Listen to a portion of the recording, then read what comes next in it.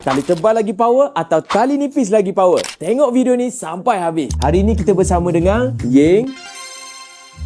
Dan Yeng ni adalah seorang expert pasal tali. Sebab dia ni seorang stringer, betul tak Yeng? Betul, Mak. Yeng, ada orang tanya Yeng, tali tebal ke tali nipis lagi power ataupun best? Boleh tak Yeng cerita sikit pasal tali ni Yeng? Okey, Mak. Ya. Dua-dua tali ni power. Alright. Tapi dia ikut kesesuaian tension yang berbeza. Oh, so ni ada tali tebal satu dengan tali nipis satu ya, betul tak Yeng? Kalau tension tinggi, saya recommend pakai tali yang tebal supaya tak cepat putus. Kalau tension 27 ke bawah, saya recommend ambil lah tali nipis macam mana pun. Tapi mang, tali ni dia ada feeling dia. Ada hard feeling, soft feeling dan juga medium feeling. Hard feeling ni dia sesuai untuk attacking player yang suka main smash je kerja dia. Medium feeling pula dia sesuai untuk all around player. Soft feeling pula dia sesuai untuk yang beginner yang baru nak main badminton. Wush, rupanya ada beza tali ni. Saya ingatkan sama je Yeng. So, kalau korang tak tahu nak pilih tali macam mana, korang datang je kedai raket. Jangan risau, staff kita akan tolong dan akan recommend yang terbaik untuk korang. Jangan lupa like, Comment dan